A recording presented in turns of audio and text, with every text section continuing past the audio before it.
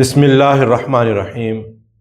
معزز ناظرین، آج کی ویڈیو انتہائی اہم ہے کیونکہ ایک سوال کے جواب میں جناب جاوید غامدی صاحب نے فرمایا ہے کہ صحیح بخاری ایک تاریخ کی کتاب ہے نہ کہ دین کی کتاب ہے، اور ایک انہوں نے اشکال پیدا کیا کہ اگر دین سیکھنا ہے تو دین سیکھنے کے لیے قرآن کافی ہے، کیونکہ دین کیا ہے؟ وہ اللہ کا حکم اور سنت رسول صلی اللہ علیہ وسلم۔ اور پوچھا گیا تھا جو جناب اگر آپ یہ کہتے ہیں کہ سنت سے دین سیکھو تو پھر سنت کہاں سے ملے گی ہمیں؟ موصوف کہتے ہیں کہ اگر آپ نے دین سیکھنا ہے تو آپ کو جیسے نماز سیکھنی ہے تو آپ کو محلے کی مسجد میں جانا ہوگا، وہاں جا کر آپ دیکھیں گے کہ جو عرف میں جو لوگوں کے سینہ بسینہ طریقہ نماز چلتا ہوا آ رہا ہے وہ آپ کو مسجد میں ملے گا، یعنی تو آپ کو یہ سیاہ ستہ وغیرہ اور یہ حدیث کی کتابوں کی طرف نہیں جانا چاہیے، کیونکہ یہ تو تاریخ کی کتابیں ہیں۔ اور پھر آگے یہ کہتے ہیں کہ آپ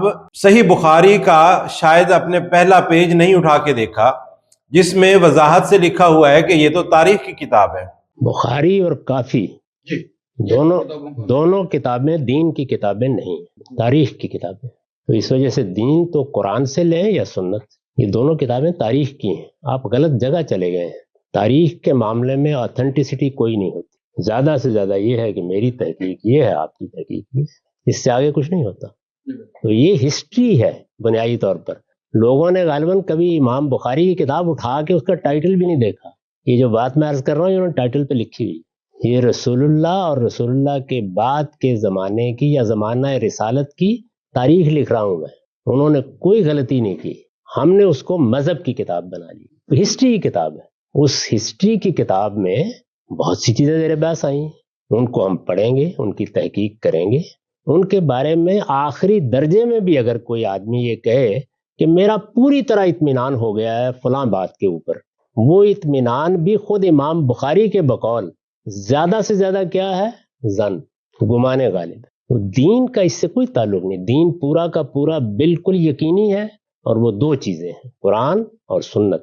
اور سنت کسی بخاری میں نہیں لکھی ہوئی، وہ مسلمانوں کے عمل کے ذریعے سے منتقل ہوئی ہے، اور مسلمانوں کے پورے عمل کے ذریعے سے ہوئی ہے، اس پر اجماع ہے۔ میں اس کو بیان کیا کرتا ہوں کہ اگر آپ کا بچہ شعور کی عمر کو پہنچنے کے بعد سنت دیکھنا چاہے تو اسے کہیں جاؤ قریب کی مسجد میں جا کے دیکھ لو، نماز جیسے پڑھ رہے ہیں پڑھ لو، اس کے لیے کسی کتاب کی ضرورت نہیں۔ یہ بنیادی غلطی ہے جس میں تاریخ کو دین بنانے کی صحیح کی گئی۔ تو جناب میں آپ کو ان تینوں باتوں کا جواب دوں گا۔ پہلا جواب یہ ہے کہ آپ نے یہ کہا کہ بخاری کا پہلا صفحہ اٹھا کر دیکھ لیں، وہاں پتہ چلے گا کہ یہ تو تاریخ کی کتاب ہے۔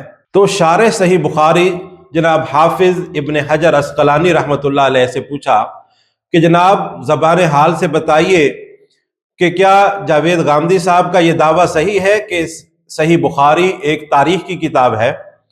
تو انہوں نے کہا کہ کیا آپ نے نہیں دیکھا وقد سمى البخاری کتابہ، کہ امام بخاری رحمۃ اللہ علیہ نے اپنی کتاب کا نام جو تجویز کیا ہے وہ ہے الجامع المسند الصحیح المختصر من امور رسول اللہ صلی اللہ علیہ وسلم و سننہ و ایامہ، کہ رسول اللہ صلی اللہ علیہ وسلم کے امور اور سنن یعنی آپ کی سنتیں اور آپ کے ایام یعنی حالات زندگی میں سے منتخب کیا گیا ایک جامع سند کے ساتھ متصل صحیح اور مختصر مجموعہ۔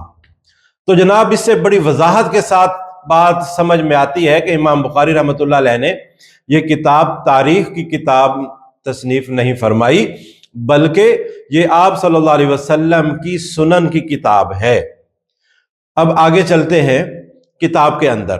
ناظرین، جب کوئی بھی تاریخ کی کتاب جمع کی جاتی ہے تو اس کے اندر جو ترتیب رکھی جاتی ہے وہ عام طور پر سب سے پہلے عرب جغرافیہ سے شروع ہوتی ہے کہ عرب کا محل وقوع کیا ہے، پھر عرب کی اقوام عرب کے بارے میں بحث کی جاتی ہے کہ عرب کس قسم کے قبائل تھے، پھر حضور صلی اللہ علیہ وسلم کے جد امجد پر بات چلتی ہے کہ کیسے انہوں نے ابرہ کا مقابلہ کیا یا اس وقت جو واقعات پیش آئے، اس کے بعد ان کی ترتیب شروع ہوتی ہے میلاد مصطفیٰ صلی اللہ علیہ وسلم سے کہ آپ صلی اللہ علیہ وسلم کی پیدائش کب ہوئی, کس وقت ہوئی, اور اس وقت کیا واقعات رونما ہوئے.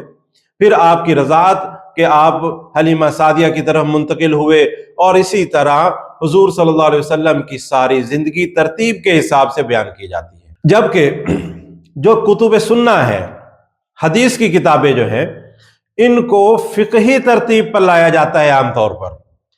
امام احمد ابن حنبل رحمۃ اللہ علیہ نے اپنی ترتیب رکھی صحابہ کی ترتیب کے حساب سے. سب سے پہلے انہوں نے حضرت ابو بکر صدیق رضی اللہ تعالیٰ عنہ سے احادیث جمع کی, پھر حضرت عمر سے, پھر حضرت عثمان سے, پھر حضرت علی کرم اللہ وجہہ رضوان اللہ تعالیٰ علیہم اجمعین سے.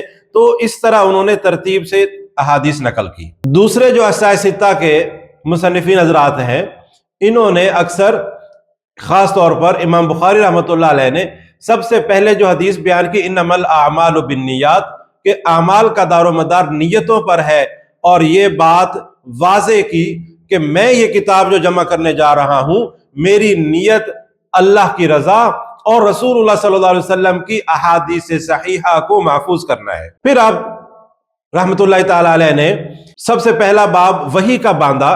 کیوں؟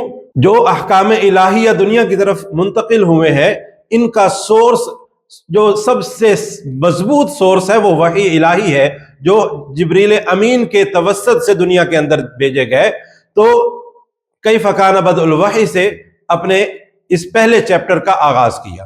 تو وہی بیان کرنے کے بعد آپ رحمت اللہ علیہ نے اس بات کو واضح کر دیا کہ جو چیز اللہ کی طرف سے نازل ہوئی وہ رسول اللہ صلی اللہ علیہ وسلم پر محفوظ ہوئی, اور آپ نے آگے اپنے صحابہ کے تھرو آگے اس کو بھیجا. تو انہوں نے ایک مضبوط سورس بیان کرنے کے بعد اپنی کتاب اصل کی طرف آئے, اور پہلا باب آپ نے جو بیان کیا وہ علم کا کیا, کہ آپ نے جب یہ وحی آئی تو اس کو محفوظ کیسے کرنا ہے, اس کے اندر تعلیم و تعلم کیسے کرنا ہے, کس انداز سے اس حدیث کو بلغوا عنی ولو آیا پر عمل کرتے ہوئے اس کی تبلیغ کرنی ہے, آخر آنے والے امتی تک پہنچانا ہے. اس کو بیان کرنے کے بعد آپ طہارت کے اوپر آ گئے کہ اب آپ نے جب عبادات کی طرف جانا ہے تو سب سے پہلے آپ نے کیا کرنا ہے, تو آپ نے پاکی کس طرح حاصل کرنی ہے. تو وہ پاکی کے احکام جو صحیح سنت کے اندر ہیں وہ بیان کیے. پھر اسی طرح نماز, روزہ, حج, زکوٰۃ اور ساری چیزیں بیان کی. تو یہ بتایا کہ دین کیا ہے اور اس کی ترتیب کیا ہے, احکامات کیا ہیں, ادا کیسے کرنے ہیں, محفوظ کیسے کرنے ہیں. تو یہ سارا کچھ انہوں نے ایک ترتیب کے حساب سے بتایا. نام بھی یہ رکھا کہ یہ جامع اور ایک سنت کی کتاب ہے, اور آگے جو بیان کیا وہ بھی سنت ہی بیان کی.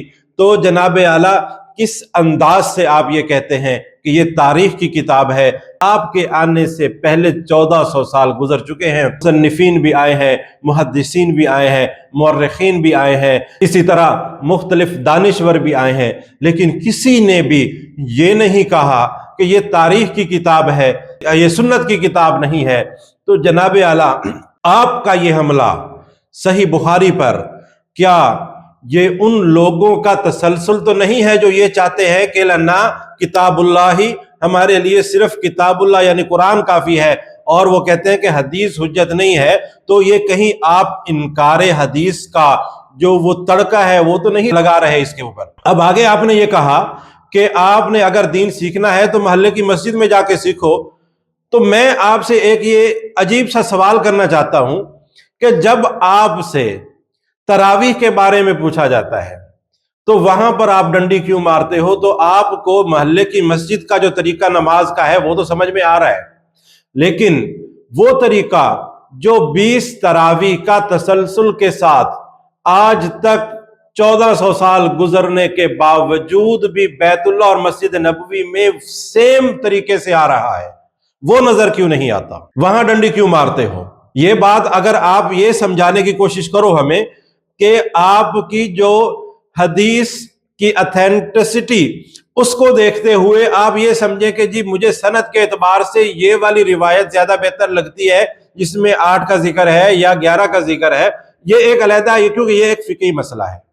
لیکن آپ مکمل طور پر انکار کرتے ہوئے یہ بتانا چاہتے ہیں کہ جی مسجد سے دیکھو, تو مسجد بیت اللہ شریف اور مسجد نبوی ہمیں بڑی وضاحت سے بتا رہے ہیں کہ تراویح 20 ہیں. تو پھر آپ وہاں پر جا کر بدلتے کیوں ہیں؟ تو جناب والا آپ کے جو رقیق حملے ہیں یہ ہمیں سمجھ میں آتے ہیں کہ آپ کا مقصد مسلمانوں کے درمیان میں تشقیق پیدا کرنا ہے اور شک کے ذریعے سے کچے ذہنوں کو ورغلانا ہے۔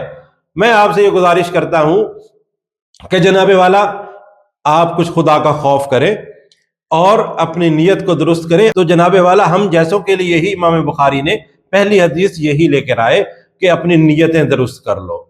اگر آپ نے نیت درست کر لی نا تو پھر آپ کو بڑی اچھی طریقے سے پتہ چل جائے گا کہ اللہ کیا چاہتا ہے اور رسول اللہ صلی اللہ علیہ وسلم کیا چاہتا ہے۔ میں آپ سے پھر گزارش کروں گا کہ ورغلانا بند کیجئے اور صحیح ایمانداری کے ساتھ دین بیان کرنا شروع کیے۔ وآخر دعوانا ان الحمدللہ رب العالمین۔